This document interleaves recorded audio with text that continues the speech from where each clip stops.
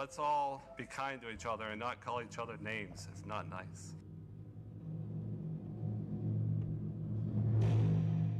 Join me, Matt Connarton, weekdays, 4 to 6 p.m. live for a discussion about politics where we put aside labels like liberal and conservative and have a discussion about truth and what's really happening in the world. This hour on WMNH is proudly sponsored by CGI Business Solutions, located at 171 Londonderry Turnpike in Hooksett. Serving all your employee benefits planning, design and administration, investment and wealth management, and customized business insurance solutions. They are available at 866-841-4600 or on the web at cgibusinesssolutions.com. You are listening to WMNH-LP, Manchester's radio, broadcasting at 95.3 megahertz frequency modulation from the top of 1000 Elm Street. Our studios are located at 1045 Elm Street and licensed to Manchester Public Television Service in Manchester, New Hampshire, USA. Contact us by email at WMNH953@gmail.com or through our website at WMNHradio.org. Thanks, Wolf. Always great to be with you. Thanks so much for joining us. And I want to start by playing a little of what you've told me on the question of President Trump and collusion. Listen to this. Is there any doubt in my mind that he colluded with Russia? I don't know. Do George and Kellyanne sleep in the same bed? No. Wolf, the answer is no. There's no doubt. It's Mueller time, motherfucker.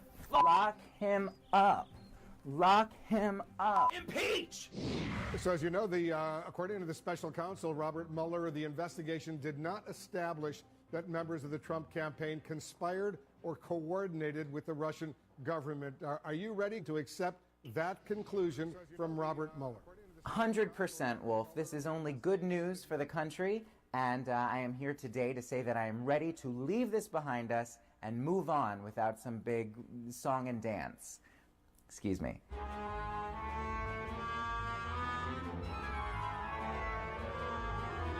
OMG, he's reached a conclusion. Holy sh**. I'm sorry to curse, bitch. Thankfully, there's been no collusion. So why don't I feel better yet? In fact, I feel worse. The Mueller report now turned in. Robert Mueller's work is over. It's lasted 22 months. It's no wonder we're stressed. Wish we could just let it go. The things that we learned are not what we guessed. And as for the rest, we may never know. How much, if anything, will America get to see? I've got those. Yay, it's finally over. Wait, it's only just beginning. Blues. Those damn you, Robert Mueller. I mean, thank you for your service. Feelings. Those give me that report. Now throw this trash in the bin.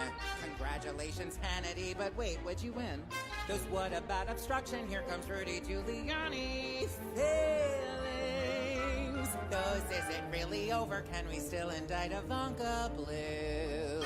Robert Mueller has delivered his report, but the political fight over it is just beginning. Repeatedly he stated, no collusion. He said, I guess that he was right. Are there any Russians here tonight? Is he exonerated? Total exoneration. Technically, not quite. Mueller stopping short of exonerating the president. His comments were off color. And we kicked their ass. He'd constantly deny. No collusion. No collusion. No collusion. No collusion. And slander Mr. Mueller.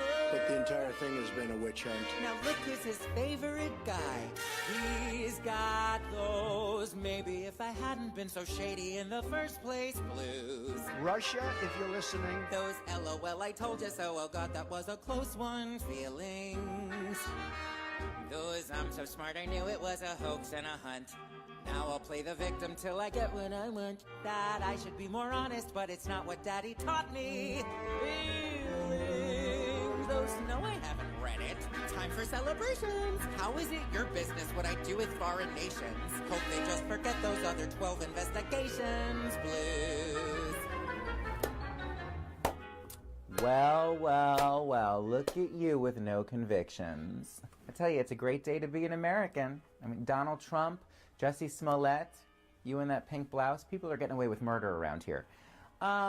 Sarah, Will we ever see the full report? I think that the president is doing exactly what he should, and that's leaving that decision into the hands of the attorney general. Well, is it wrong for the president to claim this is a total exoneration when the attorney general's letter clearly says it's not? It is. It is a complete and total exoneration, and here's why. You are really feeling yourself today. Because the special counsel, they said they couldn't make a decision one way or the other. The way the process works is that they leave that up to the I've got those. Nancy, go and get them. Never mind, girl, I'm exhausted.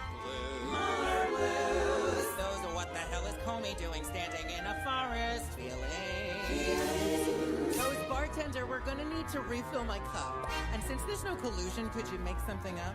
And why does Devin's cow have way more followers than I do? Feelings. Those, is it over? What just happened? Can't we just arrest Ivanka? Where's the rest? I gotta see it. Give it to me. I don't want it. Yes, no, black, white, red, blue, left, right. Thank you. Go away now. Please don't leave me, Robert Mueller.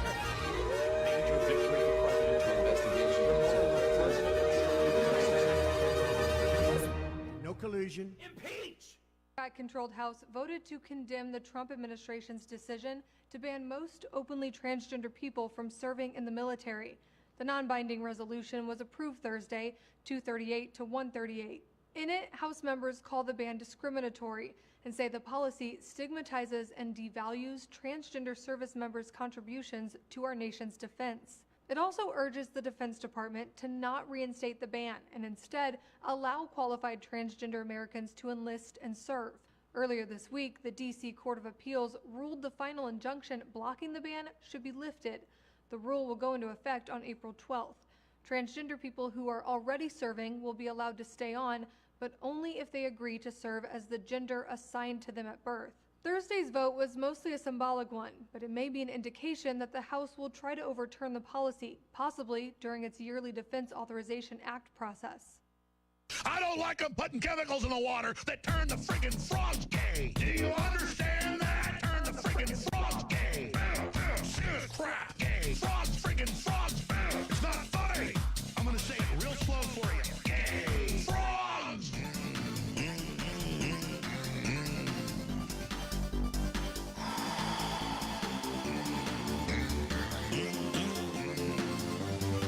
Won't you fight for your life? Gay. Frogs, friggin' frogs. I don't like the frogs. Gay. Friggin' frogs. Frogs. Friggin' frog crap. Won't you fight the frogs? It's not funny. I'm gonna say it real slow for you. Frogs. Place boys.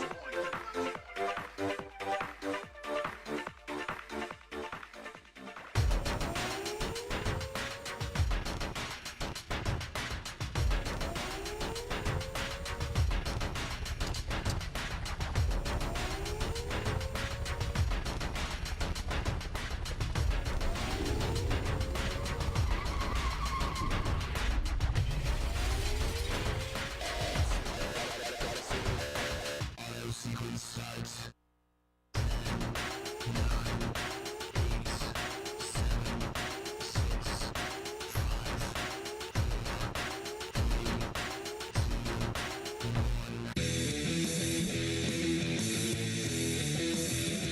3,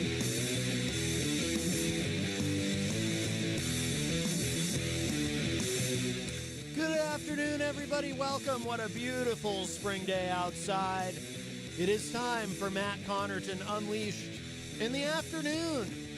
We are live on WMNH 95.3 FM, emanating from glorious downtown Manchester, New Hampshire, streaming at WMNHradio.org. Of course, we're also on Comcast Channel 97 if you're in the Manchester area, and on Facebook via Facebook Live on the Matt Connarton Unleashed Facebook page. Hello, hello. Let's see. I see Alex O'Connor in there. Hello, Alex.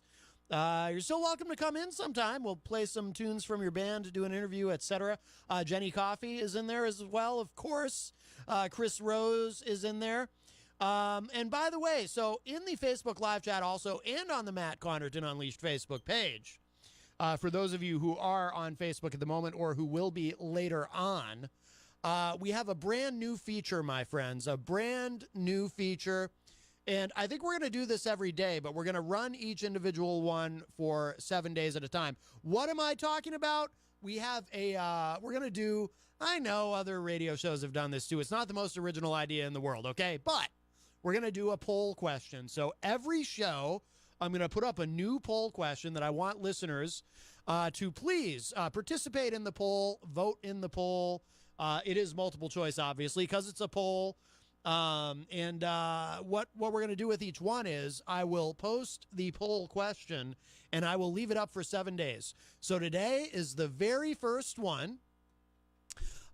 Today's our very first poll question, and that will remain up until a week from today, 1 week from today on Thursday. And I think we'll do this, unless it's not something that people are really into.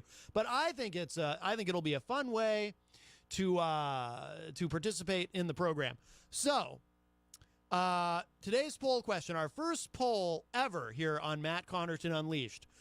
And I did post a link to it in the Facebook live chat and on the Facebook page. Who do you think is currently winning the war of words, this war of rhetoric going on currently between President Donald Trump and the ghost of Senator John McCain? Yes, that is our first poll question. I mean, look, Trump, he's been going at it pretty hot and heavy with, like in that interview he did with Maria Bartiromo, reiterating all the reasons why he still can't stand John McCain even now. John McCain, for his part, he's been a little quiet. He really hasn't had a lot to say in response to President Trump in order to defend himself. And I think some of that might have to do with him being dead.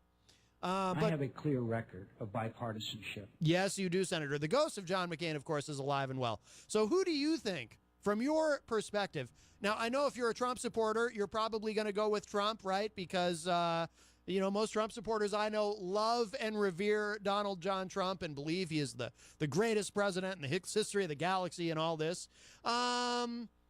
If you're someone who maybe thinks John McCain was a war hero, or maybe you just don't think Trump should be picking on a dead guy, you might vote for the ghost of John McCain. I don't know, but you can vote today and anytime within the next 7 days. And like I said, each poll question will run online for 7 days. You can vote on the phone, too, if you give me a call at 603-250-6007.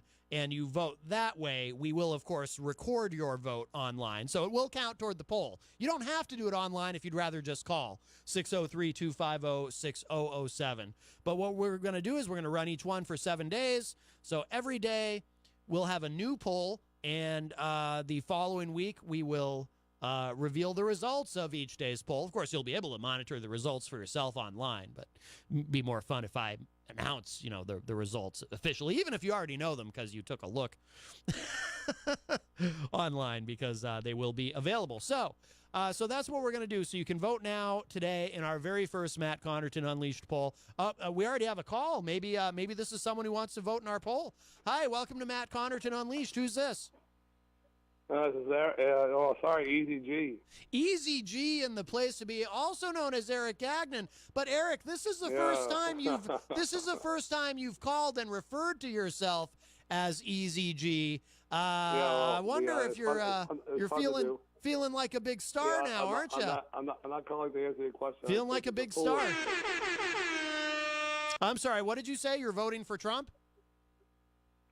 No, I'm not. Oh, you're voting. You're voting for the ghost of John McCain, I assume. No, I'm voting for neither one. Neither one. Oh, that's not an option, Eric. You got to pick one or the other. All right, I'll vote for McCain. All right, we have one vote for John McCain in our. I'm sorry, the ghost of John McCain in our new poll. You are the first voter. Remind you, can't talk too long. I have laryngitis. You have laryngitis. It's 10 days to the road to WrestleMania. 10 days. We're on the road to WrestleMania. Very, very exciting. Yeah. And the first You have a great ever, show. I have to hang up the now. first ever women's My main voice event. is gone. Your voice is gone. Too much time on the radio. How is your voice gone? And yet I can still hear you. All right, thank you, Eric. Very good. So, and Eric was our first one to vote, even though he thinks the question is foolish. In our poll, who is winning the war of words between President Trump and the ghost of John McCain? And Eric Gagnon, Easy G, officially voting for the ghost of John McCain, which I have no doubt will make him very, very happy. So. I'm very happy with where we are. Yes, you're already ahead, former senator. But hey, you got to admit though, I mean Trump, he's really come out swinging on this thing. He really wants to win this feud. This one's important to him. This one matters. All right, so let's do some other things. I don't think I ever said the date. I was so excited about our new feature, our new poll question.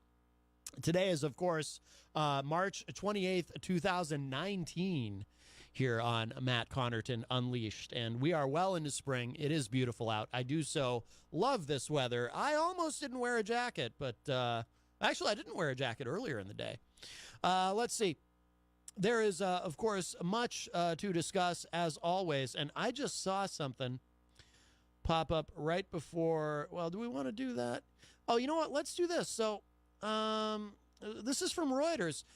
You might recall that there is a bump stock ban now. And bump stocks, look, I don't know, I'm pro Second Amendment, but I don't know a ton about guns. I am not an expert by any means. But my understanding of bump stocks is, or my simple layman's understanding is, a bump stock allows you, and this is why they're so controversial, allows you to, with relative ease, I guess, convert a not automatic weapon to a semi-automatic weapon or something like that. Of course, every time there's a big shooting, these issues pop up around guns and legislation to strengthen gun laws and so forth. But we did hear, I think it was over a year ago now that we started hearing about a lot about bump stocks, because I think they were used in, was it the Las Vegas shooting? It's hard to keep it all straight in my head. And it's not something I really like to think about a whole lot, to be honest with you. Because it's, you just hate to think of something like that. But somebody made a very interesting comment the other day online on the Facebook. One of my more libertarian-minded friends said it's ironic and strange that Trump has already done more as president to restrict gun rights than Barack Obama ever did. Because this is something that came out of the Trump administration, the bump stock ban. And Obama, of course, my understanding from listening to Republicans when Obama became president was that what was supposed to happen, according to my friends on the right, was that as soon as Obama was president, he would immediately sign some sort of executive order confiscating all the guns, and then the United Nations would send in the black helicopters to scoop them all up or something like that. But that ended up not happening. And actually, I can't think of a single thing that did happen during the Obama administration in terms of, gun legislation. We certainly didn't see the assault weapons ban return. There was talk of that. Obama gave a lot of speeches about things that we could do, and nothing happened. So, at least not that I can think of, unless I'm forgetting something. So, I think my friend who had posted that, I can say who it was. It was Nicholas Stenkamp. He might even be listening. He made a comment on Facebook. He said, Trump has already done more anti-gun stuff than Obama ever did.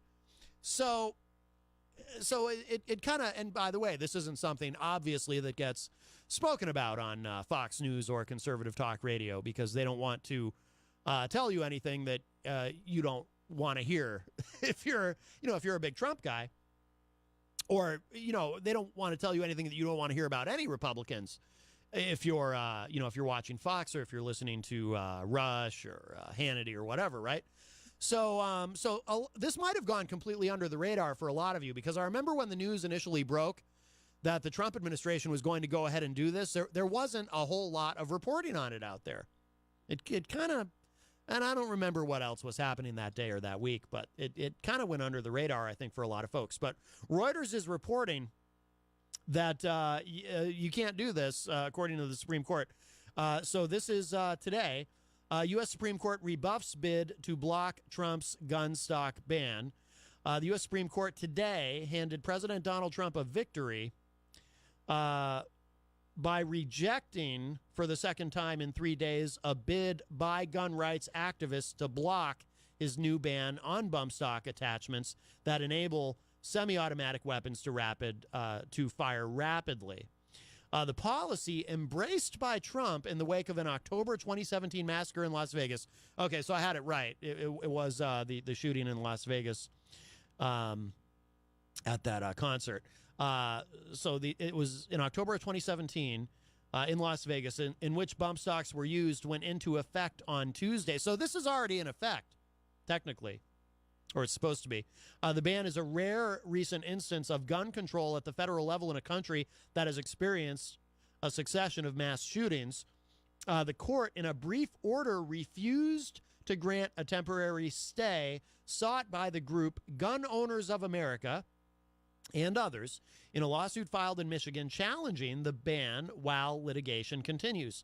Chief Justice John Roberts on Tuesday rejected a similar bid to block the policy in a separate legal challenge brought in Washington by individual gun owners and gun rights groups, including the Firearms Policy Foundation and Florida Carry, Inc.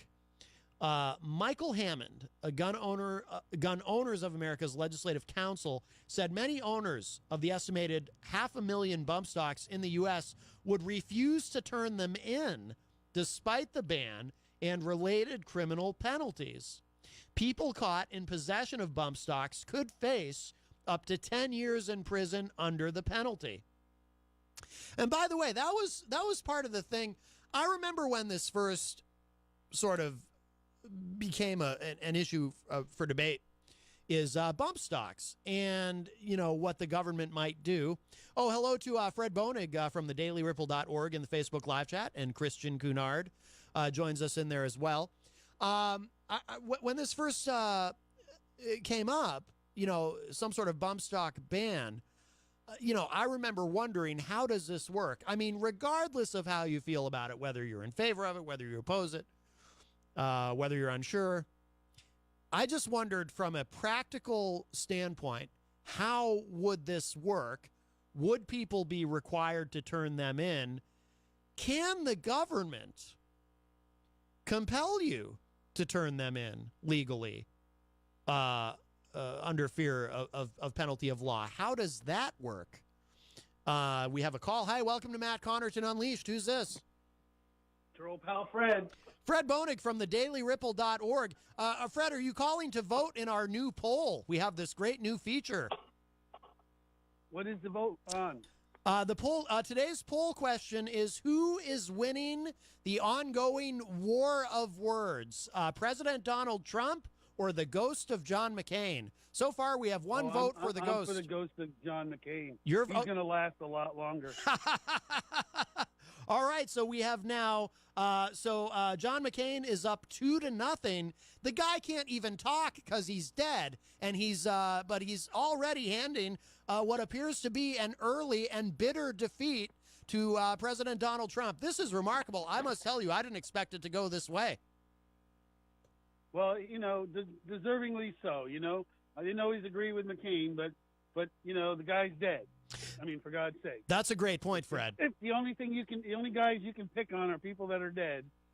Right, right. Yes. I'm very happy with where we are. He's very happy with the results so far. Clearly, Oh, I'm so glad he is. I've met him. He was a very kind person. So, oh, Christian Cunard. I didn't agree with a lot of what he said, and to me, he was a bit of a warmonger and all that. But you can't take away his achievements and his sacrifice, his own personal sacrifices for this country. Those count for something, and I have a belief that those kind of put you in a spot where when you're dead, you probably don't need to be getting trashed. I agree. Christian Cunard in the Facebook live chat. Oh, and Jenny just did too. So we are now. So it's now 4-0 at this point in this poll. This is a rousing success for John McCain. But I wanted to bring up the point that when you were talking about Obama, actually he had 2 gun legislations that actually expanded gun rights. During his time, you were allowed to carry guns in national parks. Okay. And you used to, under Ronald Reagan. Oh, I forgot. So that you had to put them in your car and lock them in your glove compartment or your trunk. But he made it so that you could carry them in national parks because there's bears and things out there in some of these parks. Yes. And the other one was you were allowed to have guns in your luggage on Amtrak. Oh, I never heard about that one. I had no idea. Interesting. Well, that was the other. He had 2. That was the 2. Nothing he did other than that limited gun control, but he did expand gun owners' rights by 2 legislations. Interesting. I wonder why I've never heard Sean Hannity mention that. I think I know why. Because why. We all know why Sean Hannity doesn't mention anything. Because he doesn't know any of those things.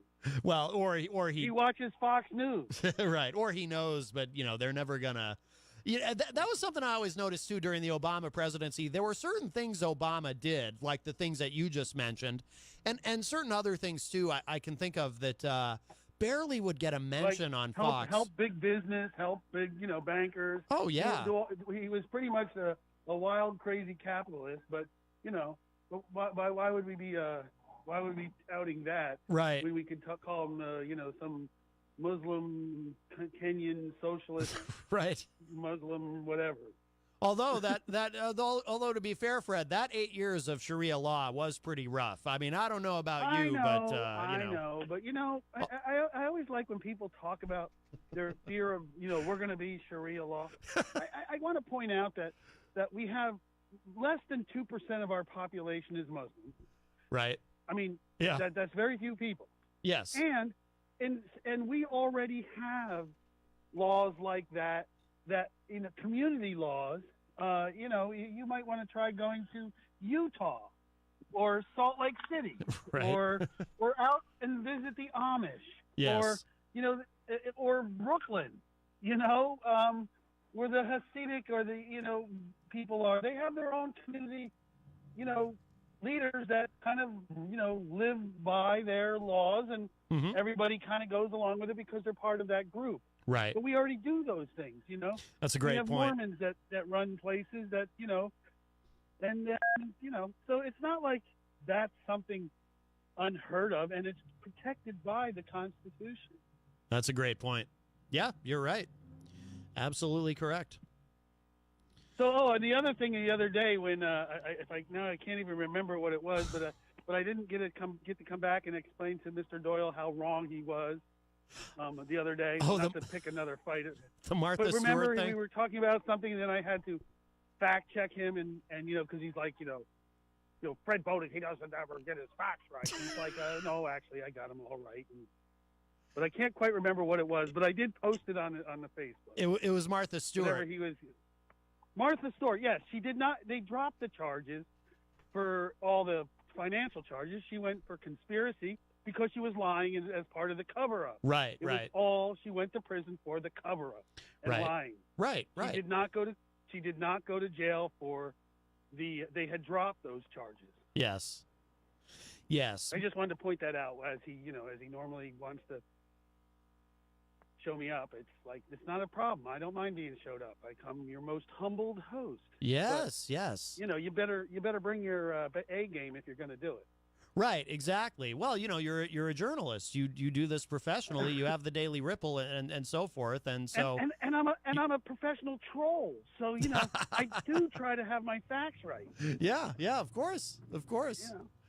No, yeah, it was pretty weird when Mike called, and I mean, Mike, if you're listening, I love you, brother, but it was weird that he called. And me too, Mike. I have no problems with you. Right? I just want to make sure that we all keep our facts straight. I appreciate we don't say things that aren't correct. I appreciate that he likes the show and everything too, but it was kind of weird to me that like he's calling and saying, "Oh, Matt, I think you're in the category of fake news now because Fred said this about Martha Stewart and you didn't challenge him," and it's like, Well, you know, I like I said, you actually researched this stuff, so I trust that you're correct. But also, even if you had been 100% wrong or made a mistake or something, it just struck me as odd that I'm now fake news because I'm not a Martha Stewart expert and didn't challenge you sufficiently on something that you had said about Martha Stewart. It's like, I don't get where this is coming from, but you know, what can you do? Well, I think a lot of times people listen to specific news sources and they don't bother to actually, you know, when I hear something, even, you know, if Rachel Maddow says something or if, you know, Lawrence O'Donnell says something, I'm like more apt to just go double check. Right. Because, you know, I want to, because if I'm going to spew it, I want to make sure that, you know, I want to protect myself by at least having a source. And what I'm noted for, and people hate it, but, you know, they're like, well, we want to know your opinion. And I'm like, you don't want to know my opinion. I'm just going to provide the facts and what I can back it up with. Yes. You know? Yes. You know, and I, you know, when I make a comment, there's almost always some sort of documentation, at least where I got my information from. Right. Whether it be correct or not. This is where I'm getting my information.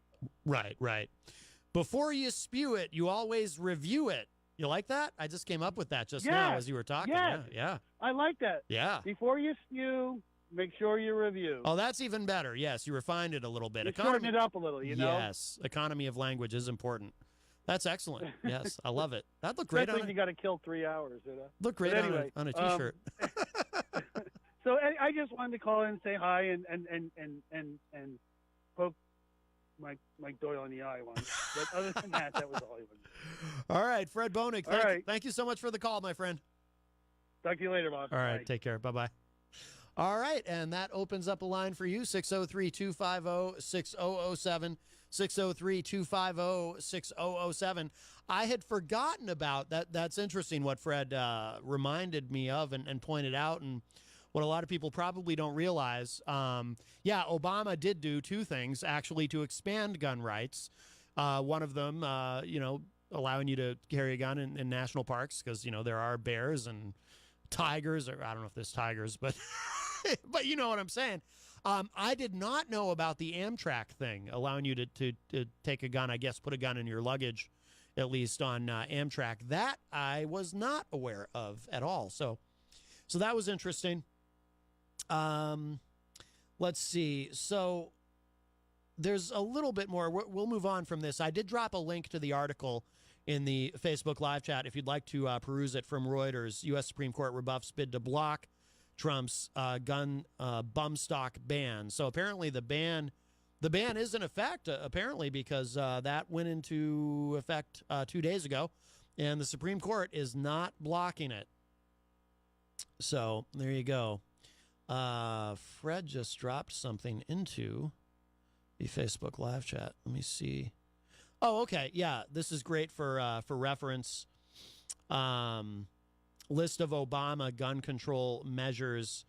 There aren't as many Obama gun laws as you think. This is from a website called thoughtco.com. I just want to take a look at this in case there's anything in here, too, that Fred didn't mention. Okay, so I'm going to kind of skip down here, but it says, gun laws signed by Obama expanded rights. During his first term, Obama didn't call for any major new restrictions on guns or gun owners. Instead, he urged authorities to enforce the state and federal laws already on the books, which makes sense to me, by the way, because whenever we talk about, not just on the gun issue, but any issue at all, when we're talking about additional legislation, I have a couple questions that I always want to know the answers to. One is, does this actually solve anything? Because sometimes people, they want to do things that are solutions in search of problems, right? Have some legislation, something feel good that doesn't necessarily address anything.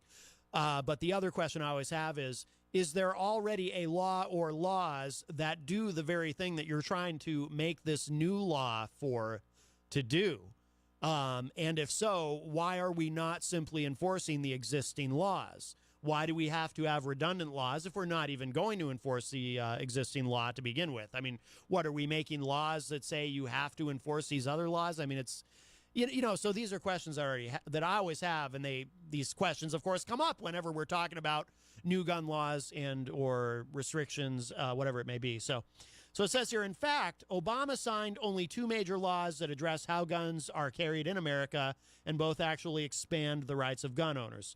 One of the laws allows gun owners to carry weapons in national parks. That law took effect in February 2012 and replaced President Ronald Reagan's policy of requiring guns be locked in glove compartments of trunks of cars that enter national parks.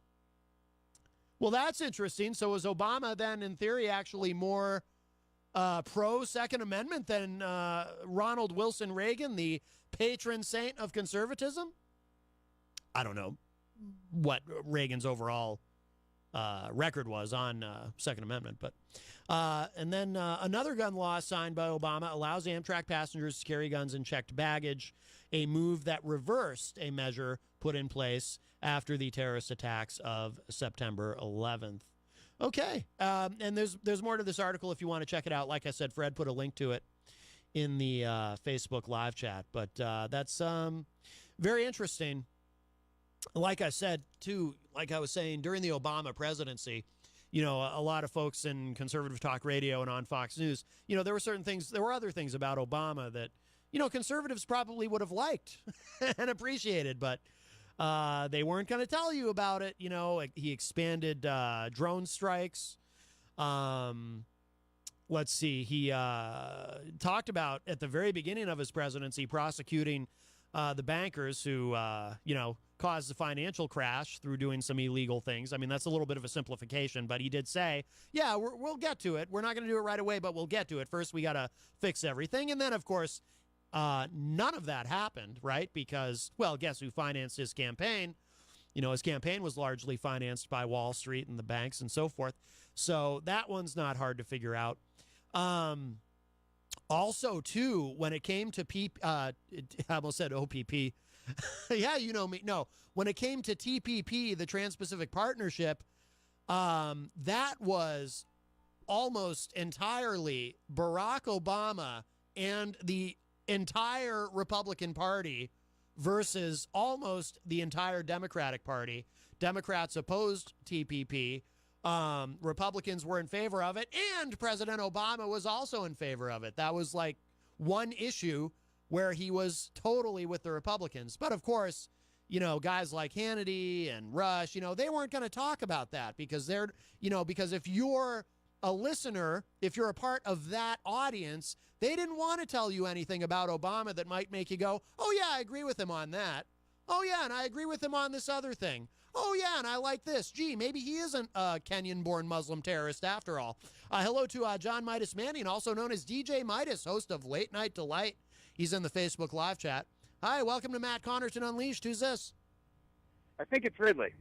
Dave Ridley, are you calling to vote in our poll? We have our very first ever Matt Connarton Unleashed poll question currently online. Who is winning right now the war of words, the ongoing war of words between President Donald Trump and the ghost of Senator John McCain? Currently, John McCain is up 4-0. He is crushing President Trump, even from beyond the veil. It's incredible. Do you have a vote? I got to admit, it's funny, but it's just imperial politics. I'm interested in national politics. I know, but you sure you don't have a vote? My nation is New Hampshire, but yeah, pretty much anyone who's debating with a dead guy is losing. So that means you're voting for the ghost of John McCain? I can't do anything to support that guy. I'm sorry. Well, you don't have to support the guy. It's not about supporting the guy. It's about supporting the ghost. I'm not going to support his debate. I'm not going to help that orange-haired guy either. All right. Well, okay. But, I mean, I think you're going to hurt the ghost of John McCain's feelings a little bit. That's the thing about, for instance, voting in presidential elections. If you vote for the guy who becomes president, that's your way of losing, because then you become responsible for everything that guy did.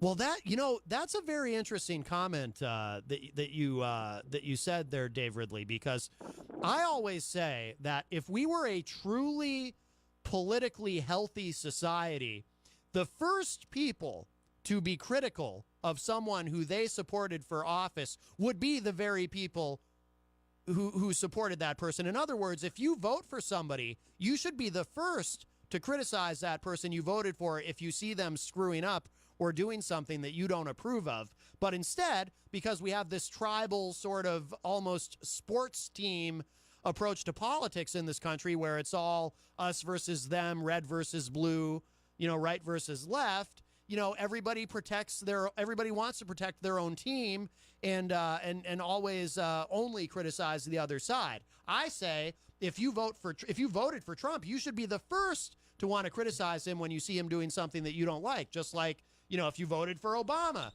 during that 8 years, I voted for Obama in 2008. And I was the first to criticize him when I saw things happening that I didn't like. And I'm curious what you think about that, Dave.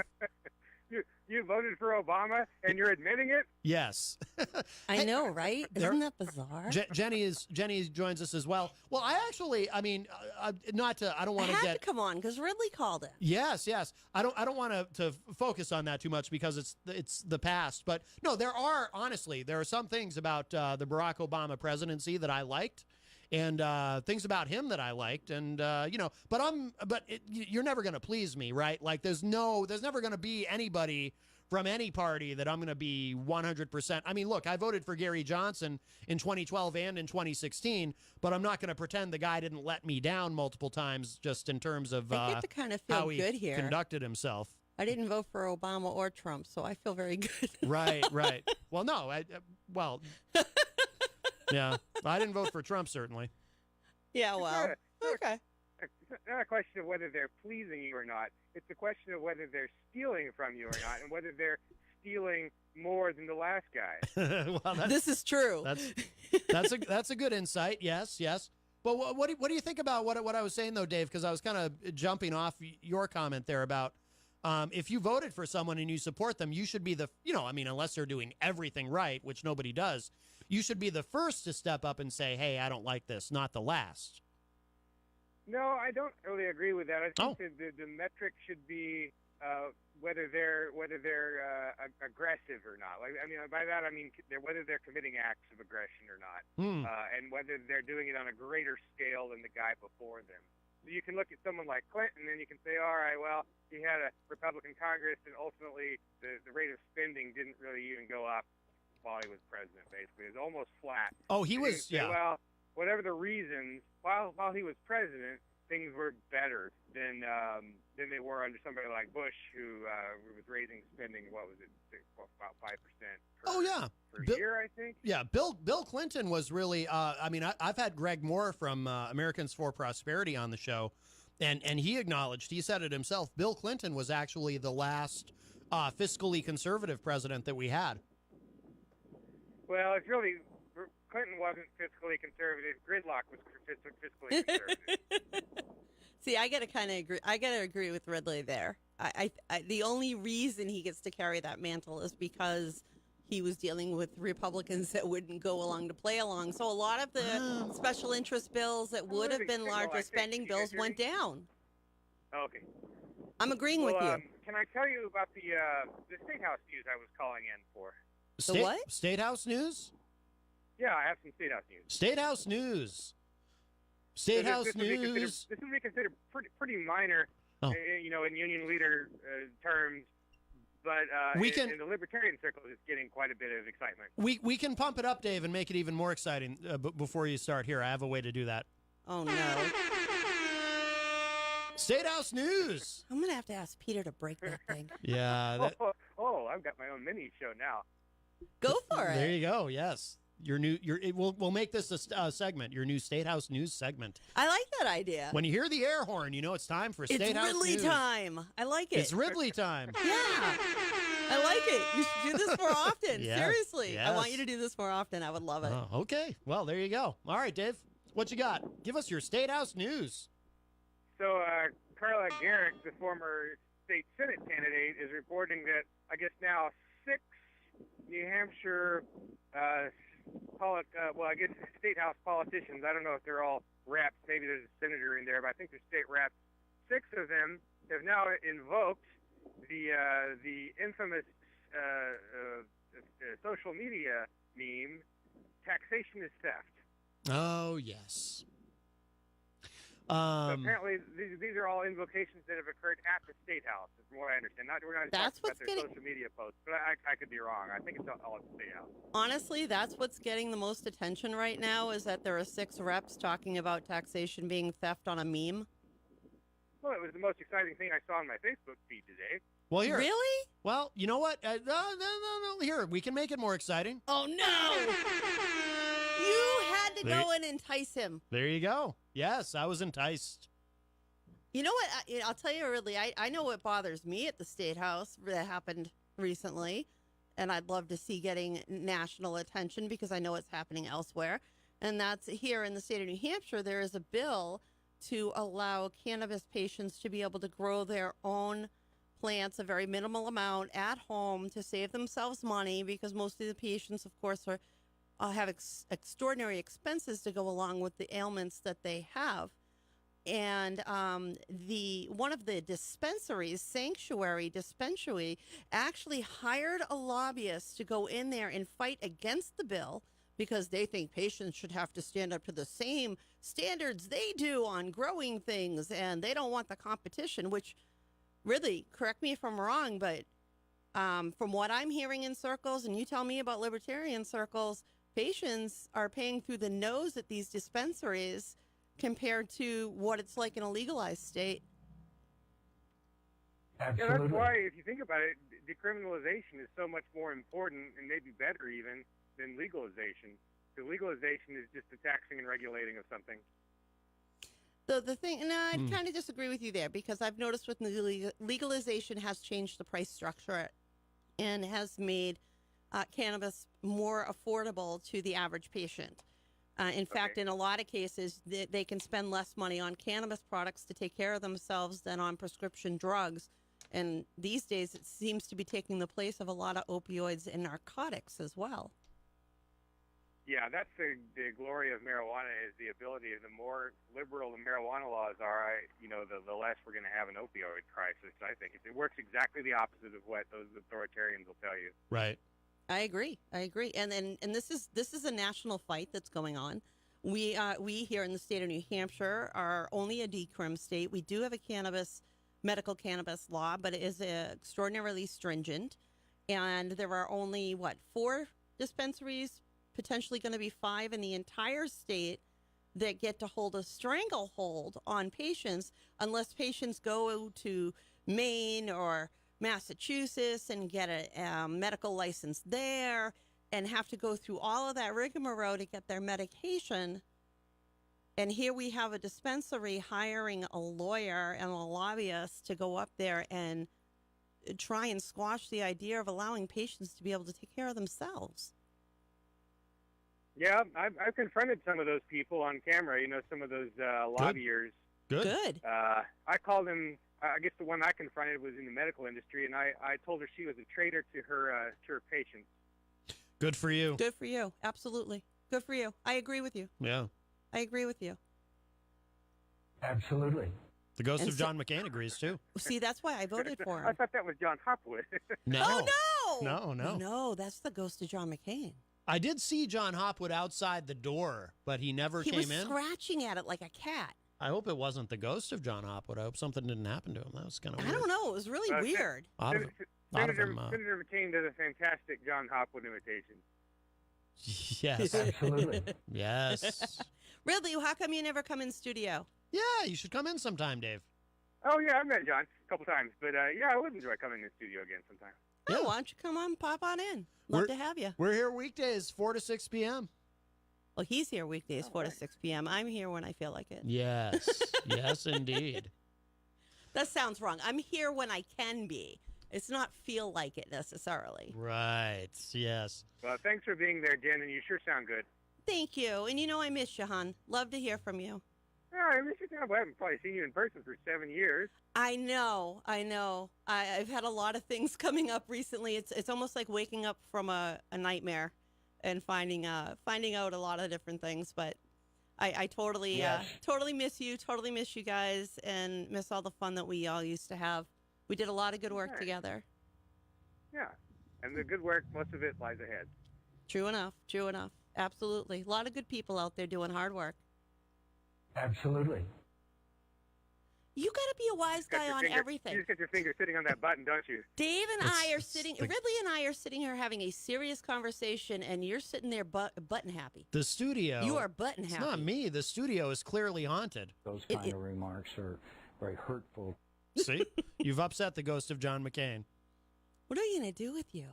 It's not. You sure I'm the one that's supposed to be getting the infusions tomorrow? You know, that's a tough question. Anything else on your mind today, Dave Ridley? Well, just one other thing is that it wasn't just a matter of state reps invoking this meme and quoting it, but what's fun is that there's a lot of attacks on the state reps for saying that taxation is theft. And that's starting to play out in the union leader LTL. That LTE is interesting. section now. So I'm glad to see this is a point of our debate, whether taxation is theft, as to whether taxation should go up by 2 or 3%, and having a big debate over those two numbers. Again, another massive issue that goes nationwide, and this is a serious issue. People don't realize it, and they get a kick out of saying or seeing the memes, taxation is theft. But I'm glad to hear this conversation going on, because the average American doesn't realize what is it. What did we see that? I remember we had a statistic on that before. I believe it's approximately 100 taxes the average person pays, and you don't even realize it, because so many things are feed or fined or taxed or licensed or controlled that you got to spend $5 even to go have free speech in front of the State House and go get a permit. Oh, yeah. So everything, it isn't unfair to say taxation is theft when money is taken from you without your permission and spent on things you don't necessarily agree with. Like, I personally don't like seeing my money get spent on killing people. Call me crazy, but I'm not Warhawk. Yeah, it's not a disagreement. It's medievalist torture chambers at Bagram Air Force Base and beating a guy's knees so hard that they have to amputate his legs. That's graphic. You're not far away from that, because I look at that in my own life and see the struggles that I now go through, especially with medications and with medical care that's not covered. Everybody thinks, oh, the ACA fixed the world. No, it didn't. I'm on a Medicare product, and let me tell you, and Matt can speak to it very easily, how many times we either see a situation where we have to find an alternative therapy, or it's scrounge it up. I mean, what are we going to spend $450 tomorrow for my infusion therapy that is not covered? You want to talk? Meanwhile, out of my check comes fees and fines for my Medicare coverage. Then of course I have taxed on my income, right? All adds up. And meantime, most of my income goes to medical that isn't covered by the money they take out of my check to pay for medical coverage. Oh, holy Mahatma Jean. See? I'm sorry I haven't ever done anything for you. Oh, honey, don't be. No. Please, God, no. You have. Whoops. You have. You and so many others have been indirect. so supportive. I mean directly. No. It seems like to me sometimes the best you can do for everybody, and the most efficient thing you can do for everybody at once, is to go after that rapacious taxation. But there are other things that are really supposed to be getting done too. Yeah. And so the money comes out, right? And I don't get to say anything about it. They take the money out, and then it's not necessarily covering me medically. So I'm then spending money on that. So it's almost, in a way, it's almost like double taxation in a way. Granted, the money's going in different places, but it is almost. And the other side of the coin is, if you don't have the money, you don't get the treatment. And I call that government euthanasia. This is government-controlled euthanasia. You can't have the medicine to keep you alive unless you can afford it. I like to say I look at the government, although I'm not particularly having much in the way of health problems lately. The government has already killed me because they've already slowed science down enough that oh my God, yes. At the point in time where I'm, going to be on my deathbed, I would have not been on my deathbed at that point, right? Because there would have been enough scientific advance without the government running science. Let me tell you, Viagra was approved in the mid 1980s into the early 1990s or somewhere along that, and that flew through the FDA like there was no tomorrow. The little blue pill got approved like it was quicker than you could believe. The treatment that I'm going to be getting tomorrow has been used for 15 years to treat people who have RSD, which is the form of dystrophy that I have. And it's still not approved by the FDA, so they get to call it experimental, and that's how the insurance gets away without covering it. But Viagra got through. Mary Ruwart, I think, said that she was a libertarian presidential candidate once, and I think she said that the FDA is killing, I think they may be killing more people than the U.S. military is per I would year, agree with you. I would agree with you. Making it illegal for them to acquire drugs that would help them. There's another drug therapy that's out there that's actually been putting some people in remission that was discovered in Italy.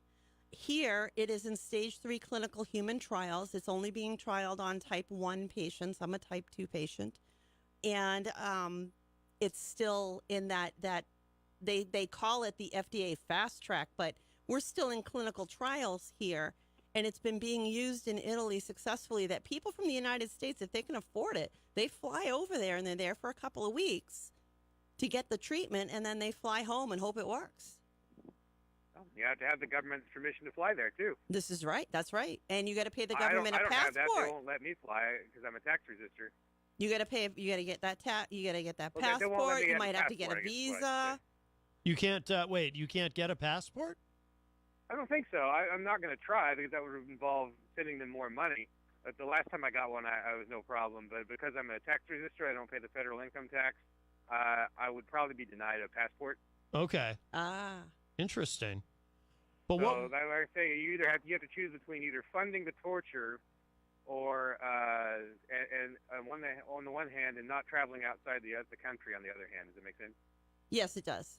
I do understand. Yeah. I understand your perspective. So I have absolutely no qualms about choosing not going outside the country if that's the choice I have to make. Huh, interesting. And that's your right to make that personal decision. And well, you know all of the ramifications. Well, you know the ramifications. You're making a decision under full knowledge and consent of what the possible worst case scenario is. You know, that's a tough question. Really? Really? What? Really? The ghost of John McCain. Do you see what I have to work with here, Ridley? Hey, it could be worse. Help me. You want the ghost to follow us home? Don't make him mad. Don't you start that at home. Oh. Whoops. Oh, jeez. I'm in trouble now. Oh, man. All right, Dave Ridley. Well, do you want to give the Ridley report? Are you sure you don't want to vote in this poll? Oh, come on, vote. It's very exciting. Yes, I am sure. I abstain. I vote abstention. Abstention. Oh, come on. You can't vote between who's winning, Trump or McCain? Those kind of remarks are I'm not going to help either of those SOBs. Okay. All right. Well, please. I voted for McCain. I think he's kicking Trump's butt from the grave. Yes. Well, he's certainly, even in death, I would say he is more articulate. What was it, Meghan McCain that said that her father lives on in Trump's mind? Oh yeah, she said something like that. She said. I loved it. Yeah, she said my dad lives rent free in your head. I love that. She also said this. The America of John McCain has no need to be made great again because America was always great. So there you go. Dave, please give the Ridley Report a plug. Oh, RidleyReport.com. I am Bush interview politician. I love it. I love it. All right, Dave Ridley, thank you so much for the call, my friend. You're welcome so much, guys. All right, take care. Bye-bye. Bye-bye. All right, Dave Ridley leaves fun. us. Yes. You got to be a wise butt all the time. I don't know what you're talking about. Please. I don't. Really? We can do it. This is how you're going to be today. What? You're going to be incorrigible all night long. No, you know what it is? Because I put up this poll, and apparently it summoned his ghost. So Wait a minute. Yeah, see? So that's you are clearly what has happened. addicted to buttons. I got to take you to OCD Anonymous. Well, I don't know what that is, but I do think that we should, it is the top of the hour. Ooh. So we're going to take a Got something good quick for me? break. Huh? Got something good for me? What do you mean? What kind of song you got for me? Oh, I am going to play one of these song parodies from one of my favorite YouTubers, Rocky Mountain Mike. I've played this on the show before, but haven't played this one for a while. But this is a favorite of mine. I wonder what John Hopwood was doing out there in the hall. He was scratching on the window. I'm telling you, he's turning into a cat. Very strange. It was. Very, very strange. All right, we'll be back. I'm a little frightened.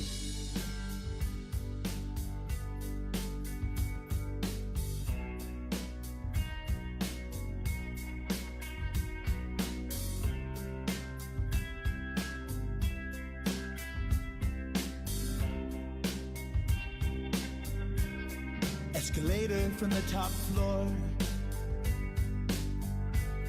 Don't look at my wife's vacant eyes. Immigrants, I said they're bringing in rapists. Drugs, crime, and like 3 decent guys. They're mostly bad hombres. I'm racist like my father. Sig Heil, Papa. We'll build a beautiful wall. It'll be wonderful and huge. Mocked a reporter who's special. You gotta see this guy. He's so special. I will tweet. I'll distract you. Rosie O'Donnell has AIDS. Don't you see what I'm doing here? It's the art of the deal. Obama's not born here. He's from Kenya. Look it up. We don't care who we hurt. Isn't that right, Stevie? White men are in control. I'll grab your perfect. My hands are tiny, you won't even feel it. Throw Muslims in Gitmo. Or get out. And no one will notice.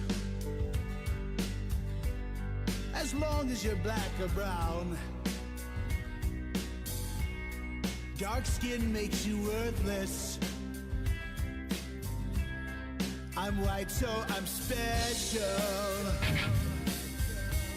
So I'll just tweet. And rubber, you're glue now, CNN. Whatever I'm guilty of, I'll blame crooked Hillary somehow.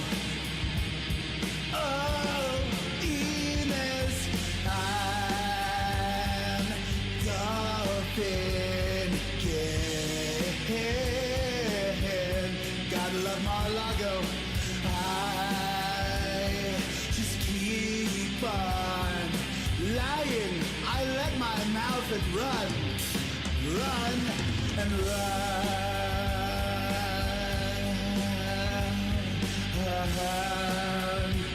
Don't worry, tax reform is almost done.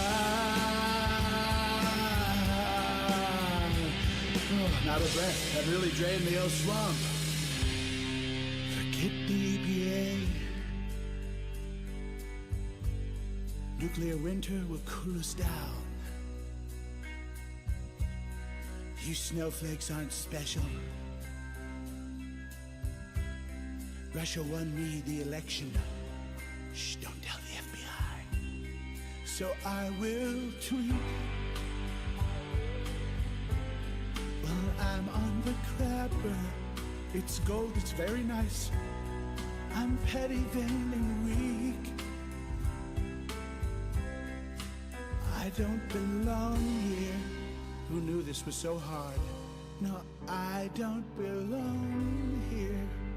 Dude, America first! America first! Get that through your head! Dude, America first! America first! You heard that before? What? America first! America first! What the hell, man? Dude, America first! America first! To all of you, let me explain one damn thing. America, America, America. Dude, you understand? America, America, America. My point is America's first. America, America, America. What the hell, man? Globalists, no! Goblins, no! This is it. Everybody get ready! America first! America first! Get that through your head! Dude, America first! America first! You heard that before? You heard what? America first! America first! Get that through your head! America first! America first!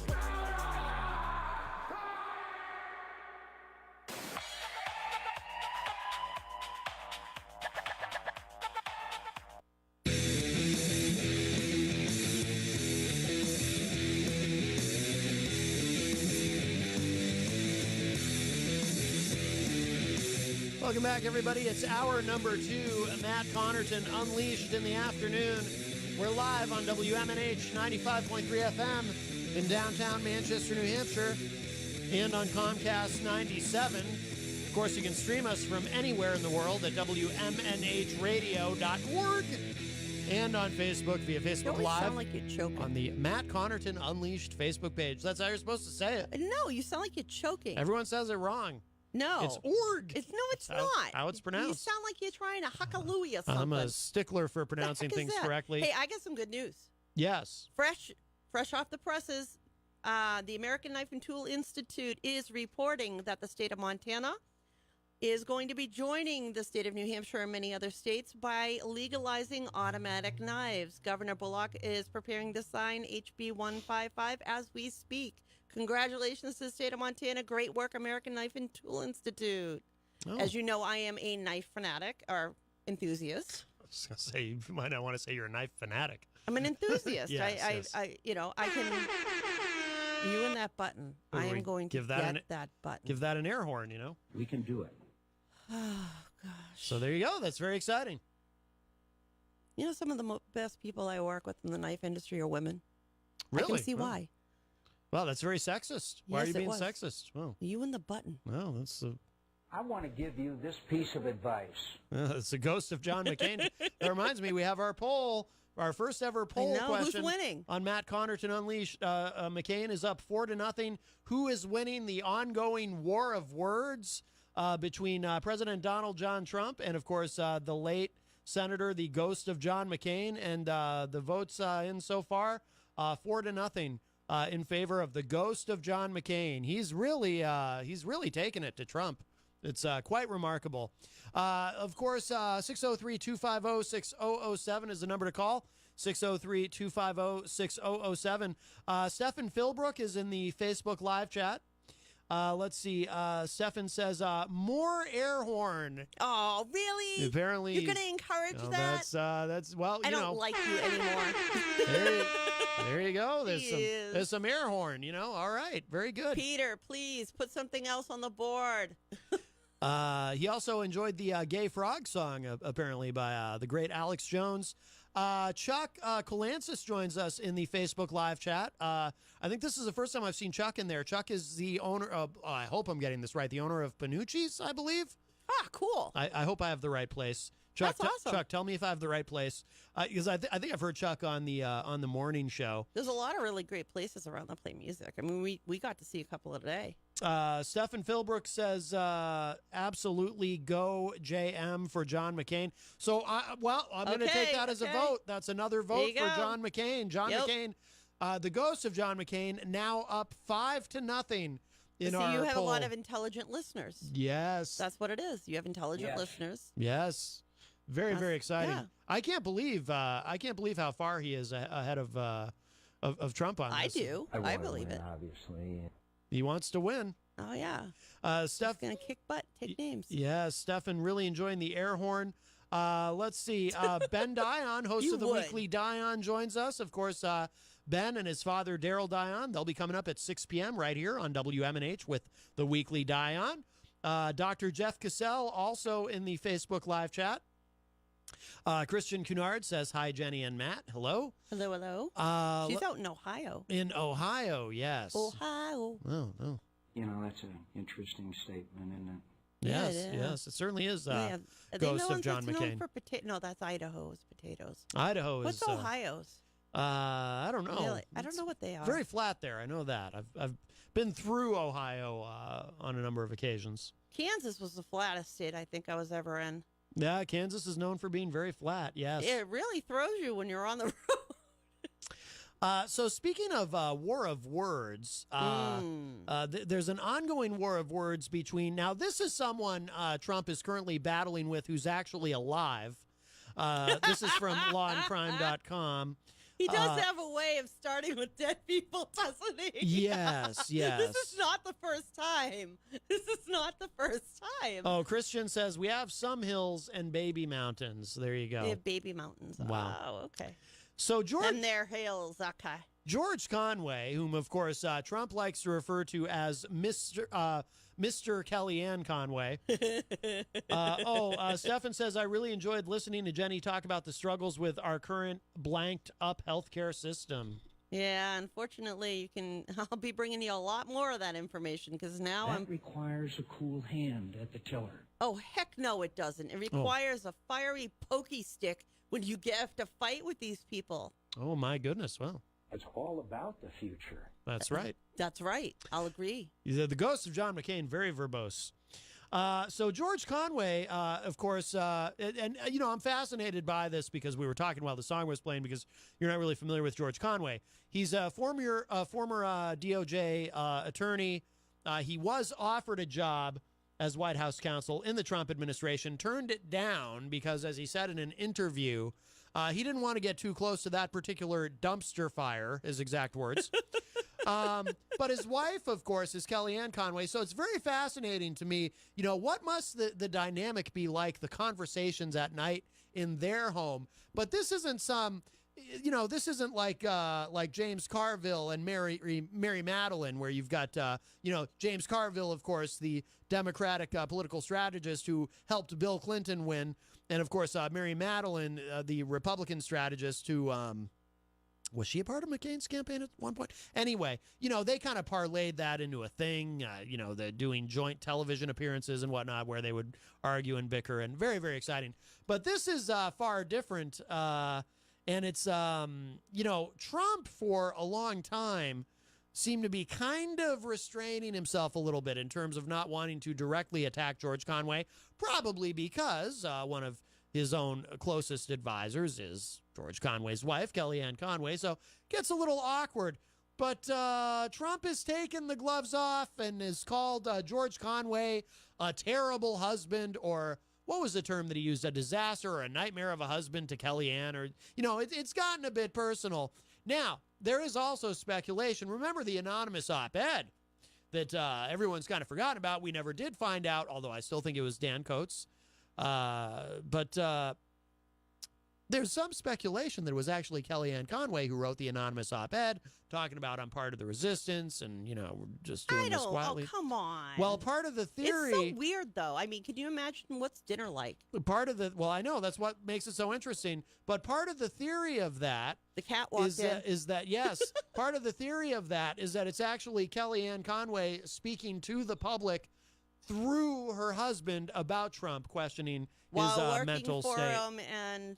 Yes. And yes. Okay, sure. Well, it's possible. Anything is possible, John Hopwood. Really? I mean, from her demeanor, you think that I don't think so. Anything's possible. John Hopwood is here as well. How are you, sir? It's so good to see you. I was looking in, but I only saw the Yeti, so if I'd seen you, I'd have dropped Hello in. there. I heard you scratching at the window. It was like you're a cat. Oh, I didn't see you. That's because I was in a space. Oh, okay. She's here. The ghost of John McCain is here. I'm a big boy. Yes. Let's not talk about that. Hi, Hoppy. Are you going to vote in our poll? What's the poll? So we have our very first. So here's how it's going to work. I should actually refresh. I should refresh this for the second hour because I talked about it in the first hour. So every day on the show, we're going to have a poll question, multiple choice, obviously, a poll question, and each poll will run for 7 days, so people can vote online. 7 days? That's just what I decided. Each poll will last for 7 days. So today's poll, just go with I will Hoppy. announce the results, the final results, 1 week from today. Today's poll, and I shared it out on Facebook, is who is winning the ongoing war of words between President Donald John Trump and the ghost of John McCain. Oh, that's easy. Yeah, who do you think is Trump? We have really? our first vote for Trump right now. Oh McCain. my God! Right now, he's alive, so you win. No, that's my goodness. Right now, no. McCain is up. McCain is up. John McCain is is as we were saying earlier, living rent free in Trump's headspace. He's living in hell, I think, for what he's done. I have a clear record of bipartisanship. That doesn't count for anything? Do you know that the people on the forest all blamed him for that fire that killed 170 people? I didn't know that. We now have 2 votes for Trump. We do? I also didn't realize it was his Is grandfather. it Stefan? No, Stefan voted with me with McCain. Stefan voted for McCain. So John Hopwood just voted for Trump. I got to start writing these down. Phony. Oh my gosh. And phony. Christian Cunard says my son says Trump. Oh, so that's there you two go. votes for that's Trump. Josh. Josh, how dare you? So it's how now. Could you? He's just being. He's only being like that because his mother voted for McCain. So it's now 2-1. I'm sorry. No. 2 to 5 rather. So McCain has 5, and Trump has 2. Didn't I post something about John McCain and his illustrious war record, which he would never been at the academy. He'd have never been allowed to graduate. He'd have never been allowed to be a Navy aviator. He would have never been allowed to persist as a Navy aviator after the 3 plane crashes. 100%. But what's that got to do with the war of words that's going on right now? He would never have been able to survive the Forrestal incident because woulda, coulda, shoulda. Who's winning? Because his father wasn't Bull Halsey's second command. That was his grandfather.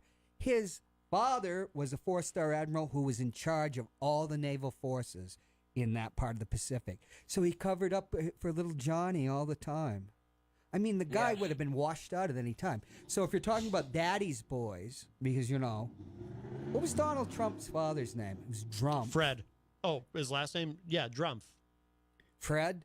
Fred. So it takes one to know Really? It was one. Drumpf? Yeah. Yeah. That, German. Yeah, Drumpf, Who changed I it? think. His He dad did. or him? He did. Fred, did. right. Fred, yeah. Oh, okay. Yeah. Fred was in the Ku Klux Klan, which wasn't unusual in the 20s. There was this big, revival. They called the 1924 Democratic Convention the Klan Bait Convention. No kidding. Whoops. Yeah. You've seen the pictures of that Oh, yeah, thing? the Southern, it's fascinating. The Southern Wow. Democrats Scary. just controlled it.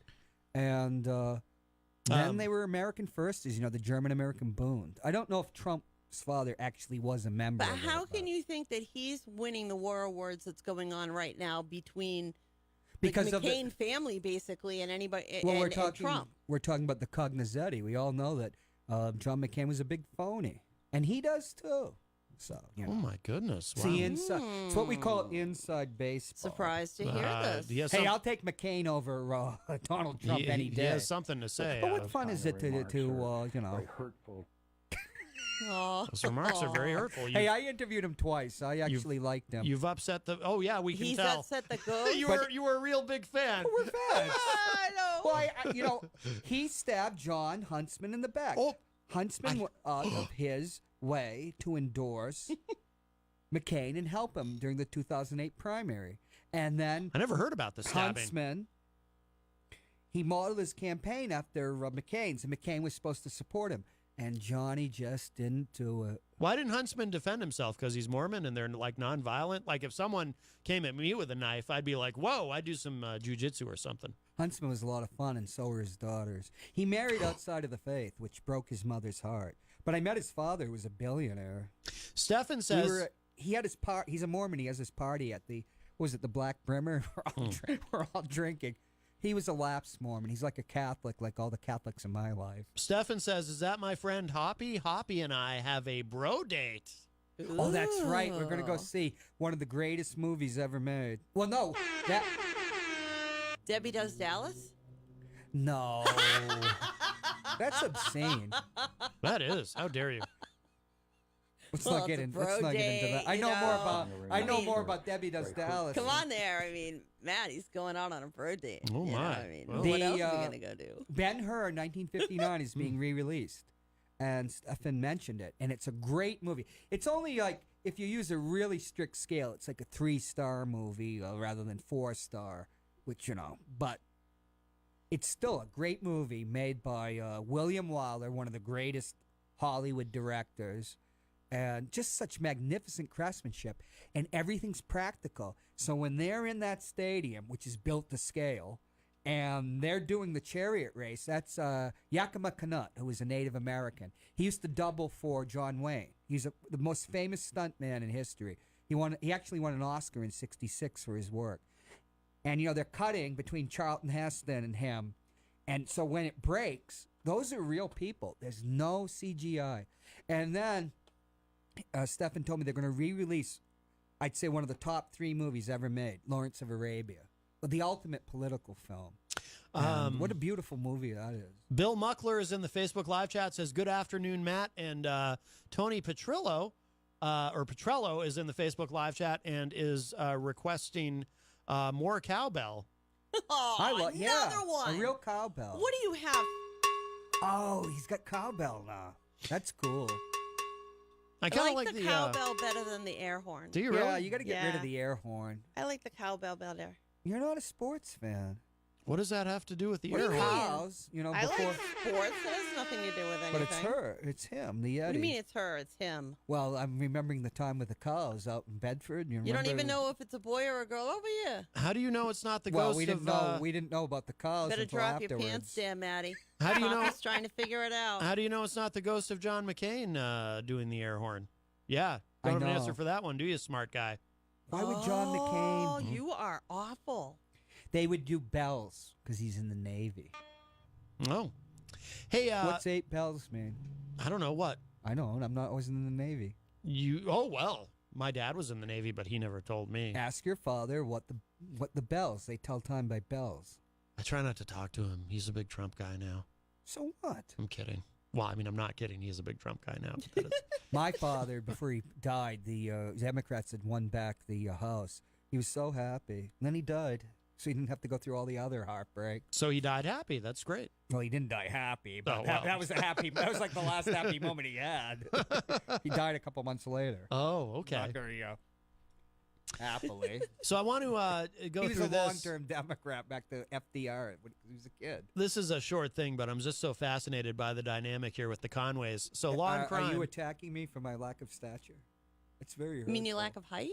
Stature. No, I would. like stature. I would never. Oh, a short thing. That's why. Okay, That's very I hurtful. didn't get it at first. So, a new Washington Post report reveals details behind Trump's past financial statements and how he may have falsified or otherwise inflated certain details to make him appear wealthier than he is. Now, the husband of one of the most trusted advisors is pointing out that this isn't just a potential embarrassment for the president; it could be criminal. People go to prison for things like this, said attorney George Conway in a Thursday tweet. Conway's wife, Kellyanne Conway, is currently counselor to the president and ran the final leg of his 2016 campaign. It's all part of the act. What act? The Trump Act. Oy. Trump is a full bill on vaudeville. They got everybody. Jugglers. They've got John Bolton's mustache, Steve. Why do I feel like I'm in the Twilight Zone now? Vaudeville. Trump is an entertainer. This is part of the entertainment. You have to have the counterpoint, the straight man. Right. That's why he doesn't fire Kellyanne. She, you keep it in the tent. You'd rather have them, what was it? I can't say on WMNH, which is family radio. Right. What LBJ said. You'd rather have them inside the tent micturating out rather than outside the tent micturating in. Oh, right. I'm not touching that one. Yes. No, I don't like that's the Greek cognate. Micturate is a great word. I learned that from you. Well, yeah, I would say I micturated at Cambridge University. Right. I had to ask you did what King's you meant. College. Oh, my goodness. I just Wow. don't like the word urinate. That's the Latin. That's cognate. vulgar. Yes. Micturate sounds classier. It does. It's very classy. I micturated there. That's People- that's The inner workings of Hoppy's mind are always rather interesting. I mean, do you dwell on words like this? Is this I'm like obsessed a with. process? I was an editor. I obsessed with words. Yes. The meaning of words. Oh, is I could amazing. drive you nuts with my writing. Oh, that'd be cool. You want to edit my writing for me? Sure, I'll read you. I've been doing a lot. I loved it. I'm writing for a few people now, so it's been fun. There's no problem. I always prided myself. There's no problem in expression with the word that I couldn't solve. And one of my editors, who was a Cambridge Don, a law professor, Don, that's what they use in England. He called me in his book, editor extraordinaire. When I left Oxford University Press, we'd sold exactly 0 copies of that book. But what can you do? Wow. And I have never been an astronaut, but I think I know the challenges of space. Yeah. I'd rather drink with John McCain than Donald Trump. Well, Donald Trump doesn't drink. That's not according to Q. When did Q didn't say that, did he? He told me. Q told you? Nuh-uh. Oh, yeah. I'm just saying, I can honestly say I never had a beer in my life, okay? I've never had alcohol. It's one of my only good traits. I don't drink. Remember, this guy never tells the truth. That's about the only sentence I heard that was a truth said by Trump. I don't. According to had 100% absolute truth. Q went to university with him, didn't he? Yes. And he said he saw him drinking.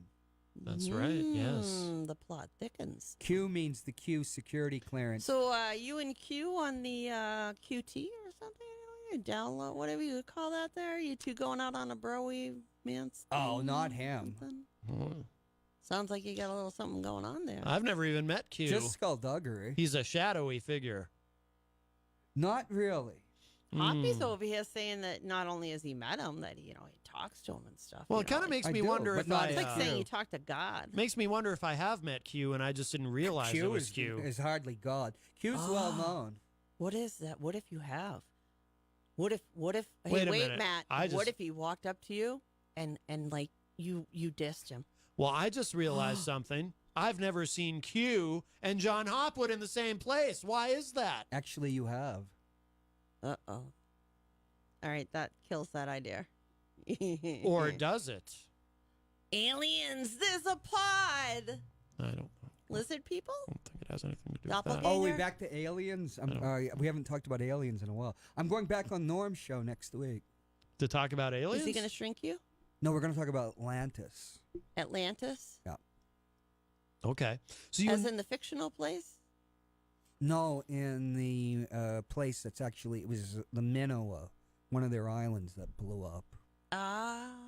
Okay. They just Blowing call up it Atlantis. You and Norm are you're in a good place? You're on good terms? It depends. I'm gonna. It depends. Yeah. On what? Well, I don't want to do 2 hours. It's Does kind it of, depend on what he does for you, or like what's it depend on? You make it sound like there's something there.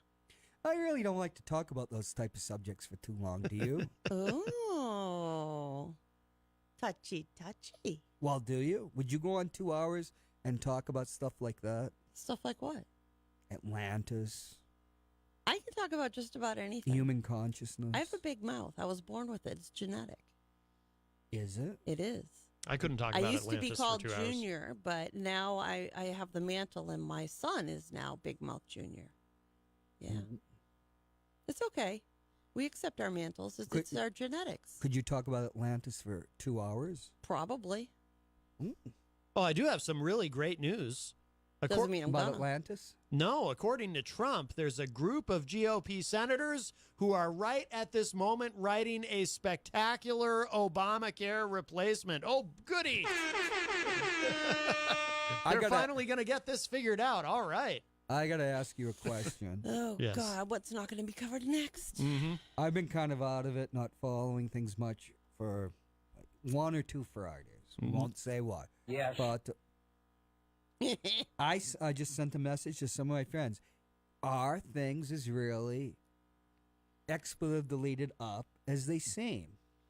When you look back at stuff. That's a very broad question. Because, you What see this things? stuff going on. It's just like, I am going to check out right now.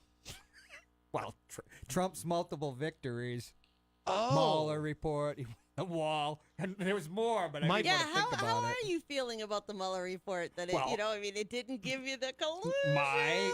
My contrary nature, I just went and I can see what Mueller did because in his strict, what would you call it? Code of conduct. Code of conduct.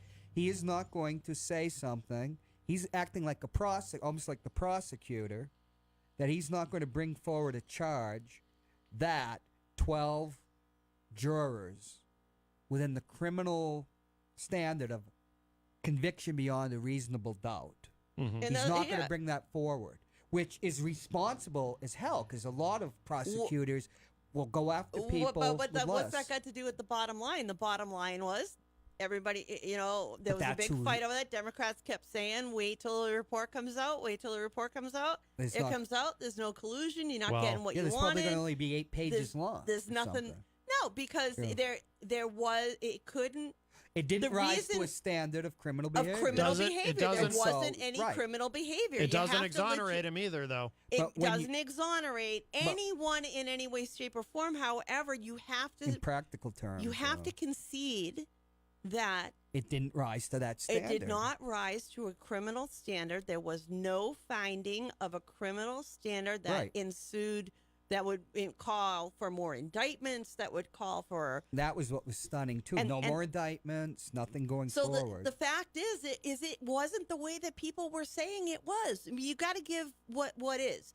I don't like what some of the things Trump does, and I like some things he does. I didn't vote for the guy, but he's been attacked for this for 2 years, nonstop. Yes. Everybody's been swearing up and down. You wait for that report to come out. The report is out. There is no criminal thing there. So you gotta give it up. You can't go, well, that's because true. You got to give it up. I disagree I disagree in this sense. I want the report to become public, and at the very least, it will. At the very least, I want the Democrats to be able to have a look at it. And I'm not crazy about this whole, well, the White House gets to edit it first. It'll leak. That's a little suspicious. But then again, I Mueller, think that no. Wait. Back up. It's not the White House editing. It's the Attorney General. They get the White House. National security. The White House also gets to edit it. It's a national security redaction. That's exactly what it falls under. Which is standard. Which is standard. Absolutely standard. When the Kennedy reports first started coming out about his assassination, there was a ton of redaction, and it was only in recent history that some of that has actually been revealed. Yeah, I know, but what I'm saying, I'm not saying there doesn't have to be some redaction, but what I am saying is, that because there's not going to be any way to prevent them from doing it. They're going to redact more than needs to be redacted. There was collusion, and it's not showing up in the report? No, I've always said what I've always said is I've been skeptical that Trump himself would have colluded with the Russians because I don't think Trump ever really wanted to win to begin with. However, that doesn't mean Don Jr. didn't. But on your or show, somebody else, or my show, when we had the back-to-back shows, I remember bringing up, and we talked about probably on both shows, that the Russian ambassador during the campaign mentioned he'd seen both of the boys. And remember, I was always saying, why isn't the press talking about that? They never covered anything up about their contacts with Trump. So you would think there's this wild conspiracy, or, who knows Russians in a way, but they certainly revealed everything. They revealed their cards. Mm-hmm. And I was always, why wasn't this a bigger issue?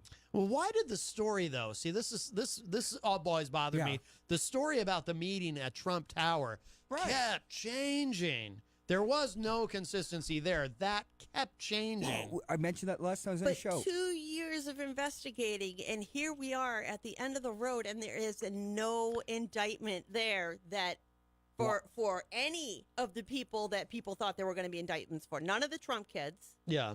Not his son, not his daughter, then none of it. If you take Trump himself out of the equation, it was none of his campaign managers, kids to get campaign involved. managers, nobody. Nobody is going to be indicted for any kind of collusion. Just Manafort, but that wasn't even on this. No, it wasn't. This was the Ukrainian thing, which he was still involved with that guy when he was with John McCain doing similar things. Although we did find out through this, however, because of the sloppy work of his attorneys, Manafort himself, Manafort himself during the campaign did collude with he was sharing information with the Russians during the campaign. But so actually there was collusion. But what do you mean about the Russians, Right. Anybody in my era that was in the United States, it's like the difference between, listen, there's CIA officers and there's CIA agents. A CIA, what you think is a CIA agent is a CIA officer. An agent suggests a different thing, within the company. And then there are assets. There's all sorts of things. Yeah. When you're talking about dealing with Russians, so many people are connected to the government in so many ways. And you're talking about the government in Russia. You're not talking about a democracy. You're talking about a kleptocracy controlled by one man, really, and a clique of people. He was a KGB lieutenant colonel. By the way, there is some breaking news. Trump has overruled Betsy DeVos, and the Special Olympics will get the funding it was expecting after all. That was an insult to the Kennedys. Because she wanted to strip $17.6 million from the Special Olympics, and Trump has overruled her on that. What did she want to do with it? Oh, I don't know. Who knows? Maybe take some trips? Probably. What is the point in doing that? It's like, who peed in her Cheerio bowl that she decided, it doesn't matter. I'm going to go after the Special Olympics? She's a sociopath. It doesn't matter. It makes she just doesn't need a reason. It gave the Donald a very nice moment, didn't it? But people vote for these people. That's the thing. I know. Votes, I've seen it. Ridley talked about memes earlier, and I've seen this one going around too, is that elections have consequences, and elections do have consequences. And the people in her district, her area, should be paying attention to this. Is what you elected. This is what's representing you. Is that what you want to have representing you? I wouldn't want it representing me. Right. Thank you. Why is Rand Paul blocking a resolution calling for the Mueller report release? I don't really understand what he's doing. There's some people, I don't know if this is the reason, so I'm not going to say that I know. I wouldn't think of him But some doing that. people block resolutions for the simple fact that they see it as a waste of taxpayer dollars and time and energy, because resolutions hold no weight in law. They're simply making a statement. When the state of New Hampshire passes a resolution, that gets sent to the federal delegation, and your senators and your Congress critters all get to see it. And that is what happens. That's the extent of the resolution. Oh. It doesn't do anything. Right. The so Republicans some people constantly vote against resolutions on principle of not wanting to refusing that we shouldn't be voting on things like this because it doesn't do anything. And it goes into the record. But he was objecting because they want communications related, I would think, to the Steele memo, which John McCain was involved in, also released at the same time. Why because why John go McCain, for more? Why go? Just get the report out there. Well, according to just get the report out there. So thehill.com says he blocked a resolution calling for special counsel Mueller's report to be made public, arguing that Congress should also call for the release of communications and testimony from Obama-era officials. Oh, come on.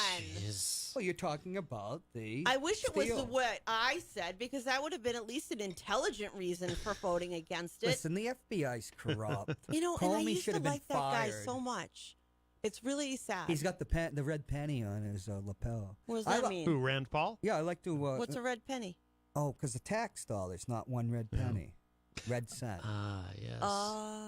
I like him because he's short and he's easy to interview. Oh, you've interviewed Rand Paul? You have a thing for vertically challenged, don't you? I interviewed John Kerry, who must be taller than Peter. And he stood on a curb, and I was stepped off the curb.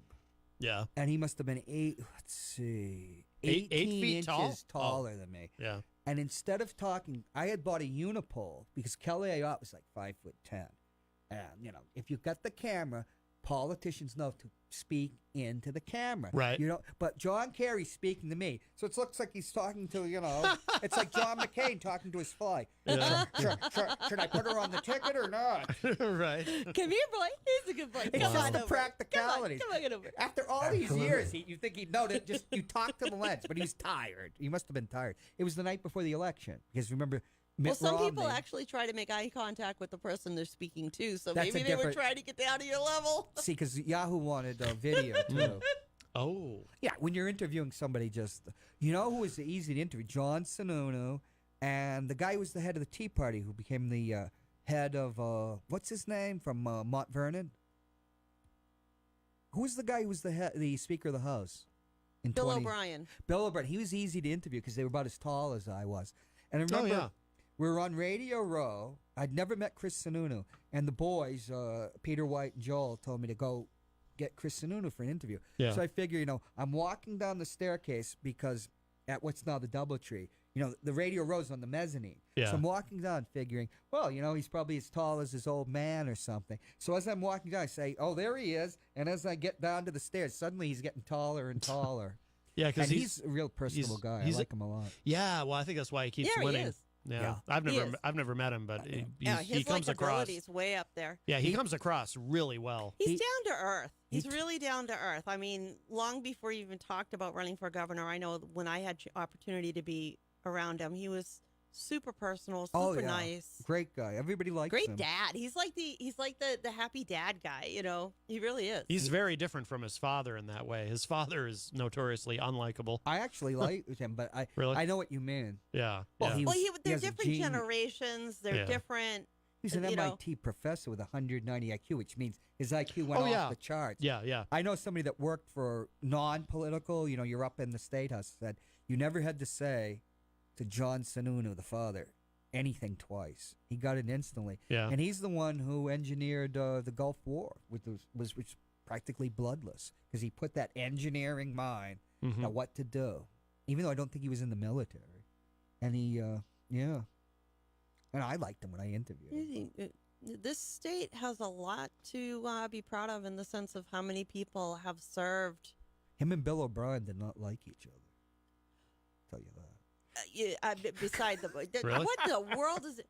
Left field. That was left field. I'm telling you. I figured you might know Bill O'Brien. Oh yeah, I know all of them. We all do. I don't know Bill. He was always personable when I interviewed him. I've only had a real when I used to be Gary's co-host, we had him on a few times. I did have an extended conversation with him once at it was at an event. They were trying to. This was like 5 years ago. They were trying to raise money for like the next Atlas Shrugged movie. Or something. And I was at the Bill premiere O'Brien, for that. It was great. Bill O'Brien was there, and so I got to talk to him. But most no, wait, that was the second. This was probably for the third or fourth one or something. It was the world premiere of the second one. It was the most incredible thing to sit in a room full of legislators watching Atlas Shrugged Part 2, and there were a few commentaries in there about how government should control all steel, there should be no private industry or what have you, and the entire audience is like gasping or making noises. It had to be an amazing experience to sit in a room full of legislators and hear them, respond vocally to what was going on screen. It was really neat. In Washington, they're all owned by the industry. I don't know about New Hampshire. Yeah. Well, you know the whole premise of Atlas Shrugged, right? Oh, of course. Well, it's okay. They used to say that's the congressman from McDonnell Douglas.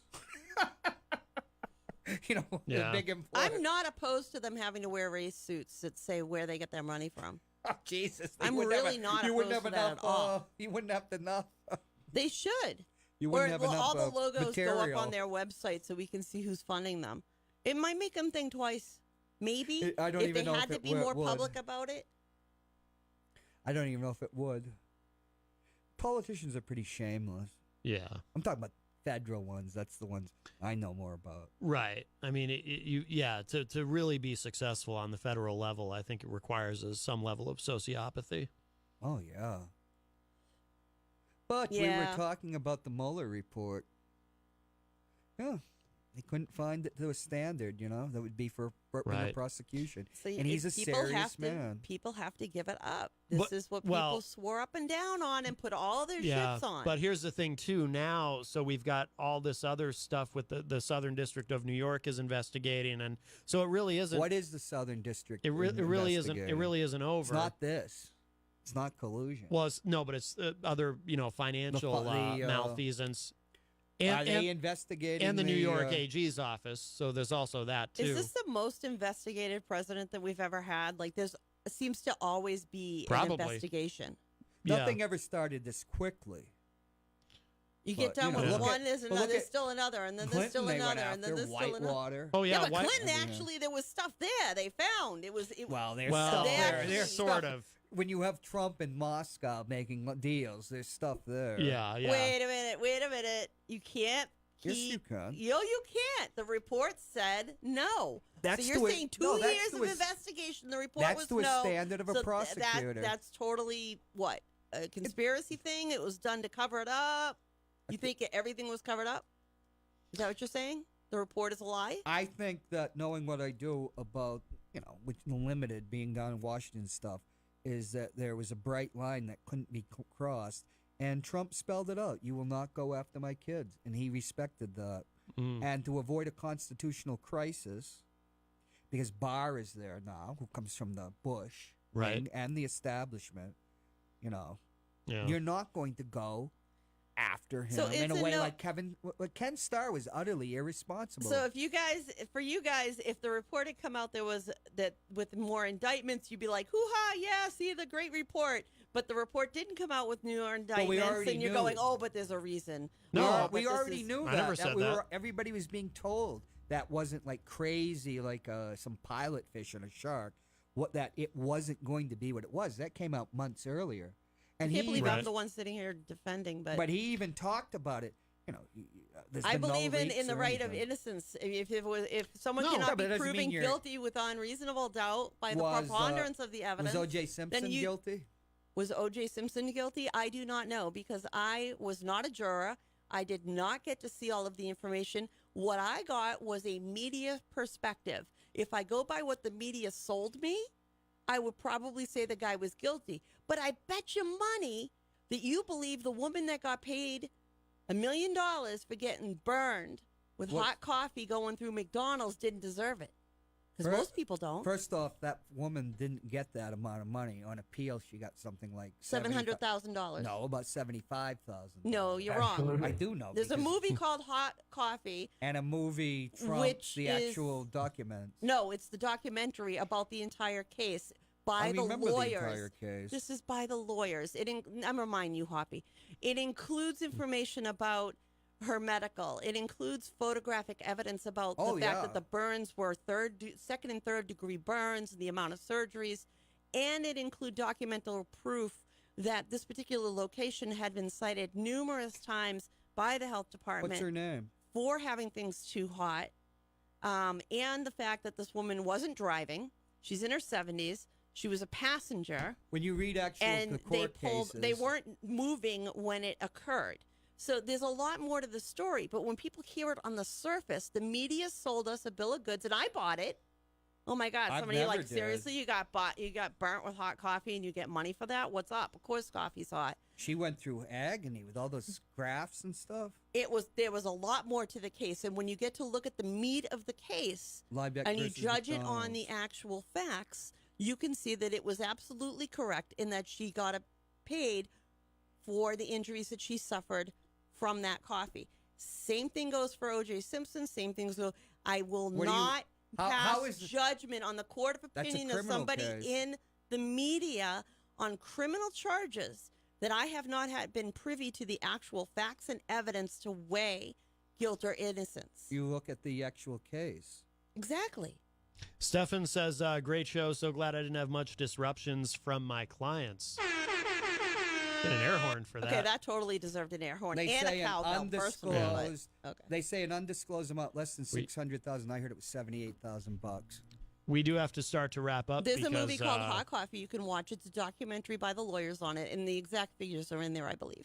We got to start to wrap up because the weekly die-on is coming up next, and those Yes, guys yes, are yes. going to be in. They are on at 6 p.m. But I want to remind everybody about the poll question. I did share it out to the Matt Connarton Unleashed Facebook page. Right now, John McCain is ahead 5-2. The ghost of John McCain versus Donald Because Trump. you Who don't is know winning about the John war of McCain. words? People don't know about John McCain. Look at his military record, and you'd have which. You're going into the weeds on this, Hoppy. you're We're not. simply talking You're about you just the talked argument about that's knowing going. about the case. No, this is talk. This is about John McCain is Saint John McCain. Oh my gosh! Jesus Christ, the guy, dropping bombs on Vietnam peasants. There were no heroes from Vietnam, except maybe the guy, the helicopter I'm pilot. still standing that by saved my them. absolute favorite commentary for this entire debate.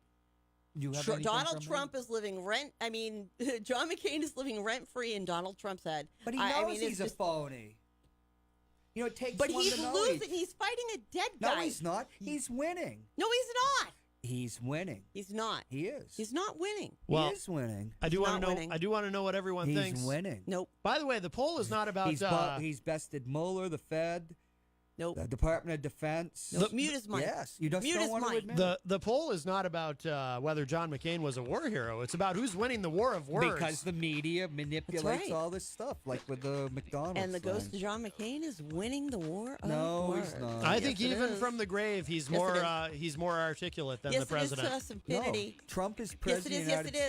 States. Yes, it is. Yes, yes, yes. McCain is yes, just yes, a yes. sad You're loser. so wrong. Oh, Who my married a goodness. rich man You're so from wrong. what? You're wrong. Wow. Hoppy, you're wrong. All right, we got to go. I'm right. If you You're missed any wrong. part of From the today's Donald show, Trump point of view. it'll be up in just a little bit at Wrong. I'll tell you WMNHradio. O.J. Simpson after we're off air. Yes. If you missed any part of today's show, it'll be up in just a little bit at WMNHradio.org. And, of course, the Weekly Louis Die-On. again. The Weekly Die-On is coming up next at 6 p.m. right here on WMNH 95.3 FM. And we're out of here for now. I'll talk at you all a little bit later. Bye, everybody. Bye-bye.